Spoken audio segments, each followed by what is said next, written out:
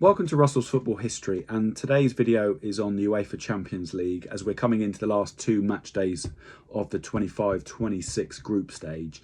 And I just wanted to kind of reiterate a point which I cover in my book Sleepwalking to a Super League, and that is the lack of jeopardy in not just the current format of the UEFA Champions League, but how it's literally been going since the changes have been made from especially 97 onwards.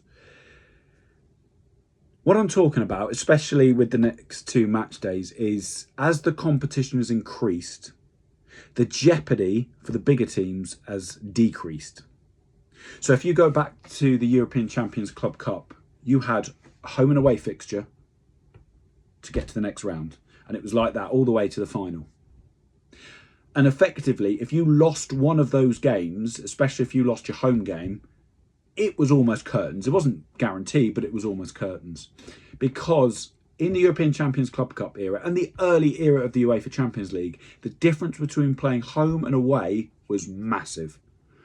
You know, today the stadiums, wherever you go in Europe, almost all of Europe, are similar. The pitches are similar. Whereas in the European Champions Club Cup era, you know, you could be playing on a pretty good surface at home, but you go away and it could be a mud bath. I mean, the difference between Western and Eastern Europe, due to Cold War influences, was this, you know, dramatic. So that jeopardy has gone in terms of the home and away difference because of, and that some of it had to change because of, for example, in England, the Taylor report with the, you know, stadiums being upgraded, and that's happened across Europe. So it is in a way a good thing. I know people miss the individuality of different grounds, but what it has done is it's made kind of home and away fixtures probably not as the gap isn't as big as it used to be. Obviously, you can look at scouting things. Everything has improved. So again, teams don't go into matches now thinking, oh, who are we playing? Who's this? Who's that? They pretty much know everything about them. But some of the changes in the Champions League, and almost all of them, have been engineered to take the jeopardy away. And why? Because essentially, the UEFA Champions League, it's geared to getting the top clubs to the knockout stages.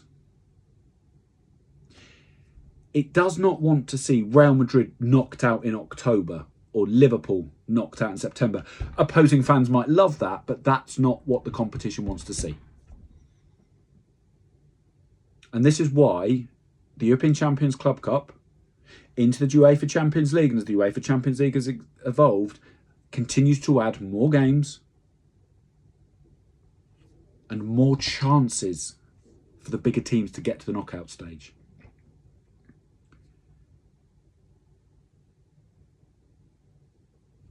When you watch this season's Champions League, especially on match day 8, and you can do the same as for last season and the same for seasons to come, before it kicks off, have a look at how many teams can actually still not qualify or qualify. So forget teams who have already qualified but they have a chance of finishing in the top 8 or not. Forget them, because they're already qualified. Yes, there is an advantage to finishing the top 8, I get that, but they are already qualified. They may not know which round they're going into, but they're qualified. So forget them. Look at the teams who've still got something to play for, who, if results go against them, they're out of the competition. Last year, the 24-25 season, I did a comparison in my book between that and the 3 seasons before it.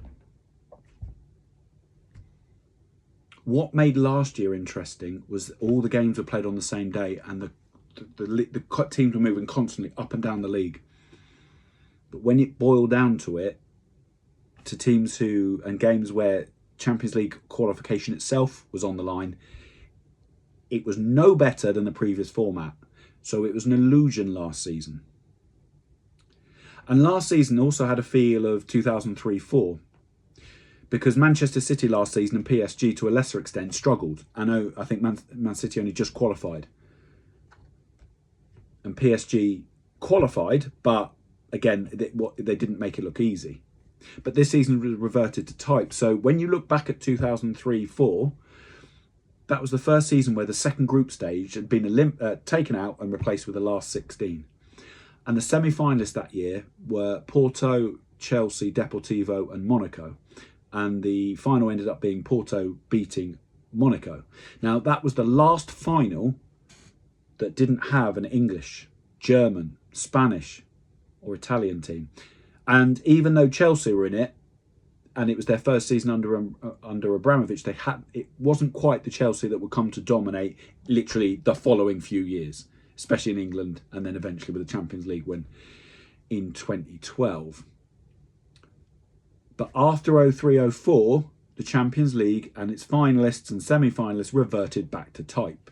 The Dutch were still having a show, PSV in particular, but the rest of it was English teams, Spanish teams, Italian teams. And while Italian teams have dropped off in Europe quite considerably, they're still up there.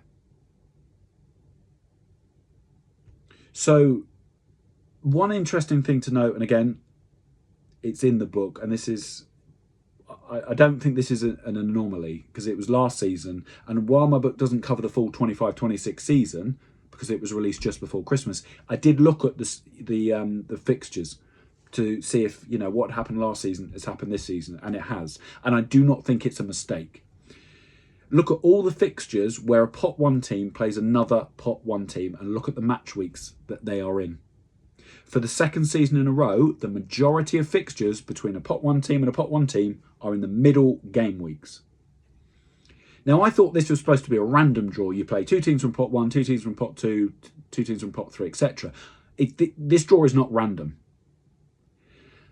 Now, you could say, but Christian, what does it matter? Well, what matters is, let's look at Barcelona this season. They've got 10 points. They're not qualified yet. They should. They just need at least a draw. Probably a win would definitely qualify them. But they don't have to face another pot 1 team in either match week 7 or match week 8. And the reason that makes a difference is because the European Champions Club Cup used to be a random draw. You could face anyone. You know, you could face the champions of Iceland or the champions of England. The reason to me that there's no pot 1 versus pot 1 fixtures in match week 7 or 8, or the majority of them aren't, is because if you have had an unlucky 5 or 6 games where you just haven't quite got it right, like Man City last season, the last thing, let's take Barcelona the example, the last thing that Barcelona would want to do is face, I don't know, Manchester City and Bayern Munich in the last 2 games, because they're 2 other pot 1 teams. Because, you know, that adds jeopardy. So that's happened for 2 seasons in a row, and it's not a mistake. So while they've gone, oh, but look at there's loads of bigger games, look at where they are. I know they could make a slight difference to where teams finish, but these bigger teams, these pot 1 teams, and obviously there's some pot 2 teams as well, they have more chance with the 8 games rather than the 6, rather than, you know, way back in the European Champions Club Cup of the 2 games to rescue their season if they, like Man City in 24-25, do have a bit of a hiccup. The only sense of jeopardy left in the UEFA Champions League is when the draw is made for the first knockout rounds. And that is literally because where teams finish. So, you know, you don't know where teams finish. So look at last season. PSG and Man City both struggled to, you know, get out the group stage. They were miles away from the top 8. PSG got Brest in the next round. Manchester City got Real Madrid. So that's the last bit of jeopardy remaining. And because of that, where PSG and Man City finished, and to a lesser extent, Man City, Real Madrid and Brest, Liverpool, who had coasted through and finished top, and, you know, I think they were resting players in the last game of the group stage, you know, they've missed that first knockout round. Hey, who have we got in the next knockout round? PSG. And they went out. So that's where the jeopardy starts. The group stage is mainly really just to filter out all the little fishies that managed to squeeze through. And you could point to last season and go, but Christian, Celtic ran Bayern Munich really close, and they did. But the powers that be don't want Celtics and Ajaxes and Benficas and Bodo Glimps. They don't want them through to the quarterfinal and semi-final. It makes a nice story as a one-off, but they don't want them there.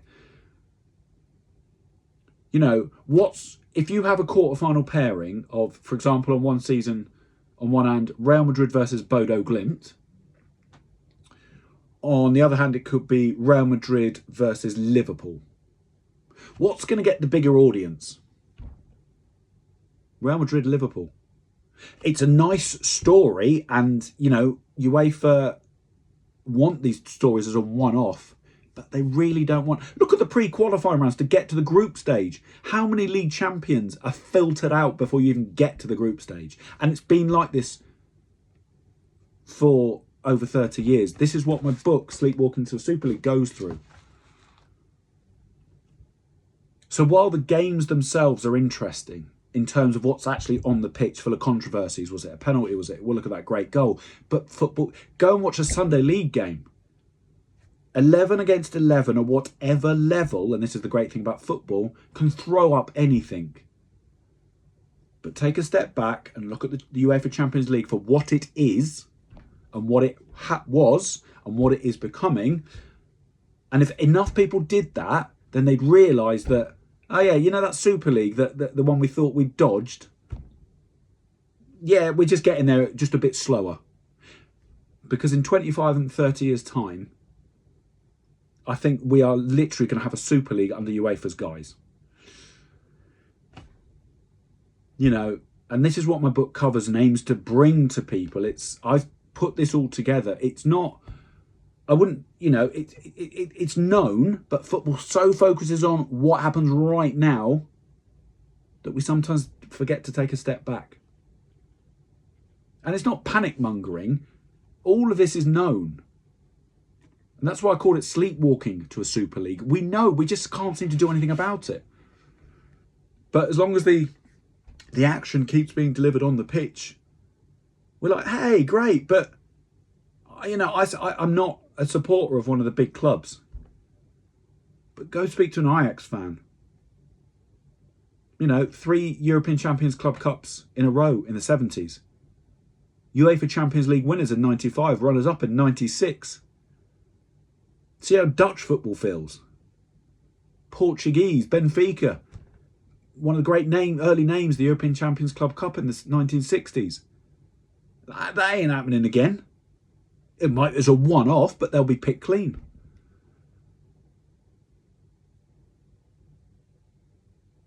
You know, we look at society and there's an elite.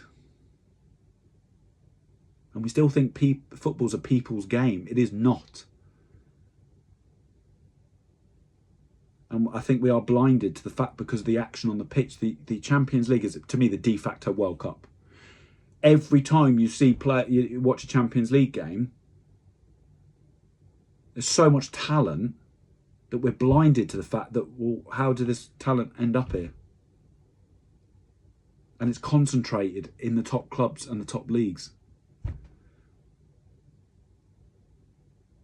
You know, look at the history of the European Champions Club Cup, and this is why history is so important. Periods where certain areas of Europe dominated, Southern Europe first, then kind of Northern Europe, even Eastern Europe had their day. And now it's, well, who's going to win out of an English team, a Spanish team, PSG, and maybe Bayern Munich. So you're talking, and even in Spain, you're talking Real Madrid and Barcelona. So that's not a massive pool. Look, you know, when you look at my book, I give you a list of all the semi-finalists for the European Champions Club Cup. That list is halved in the UEFA Champions League era because all the teams that all used to have a chance and could beat anyone on their day, now they've got to get through 8 games. And that's even if they get to qualify. You know, how many teams are filtered out? So while you're watching these last 2 match days and enjoying it and listening to the spiel from the TV about how this new format is so much better and there's so much drama, take a step back and look at it for what it really is. A competition that favours the elite and wants to make sure that as many of those elite teams get into the knockout stages.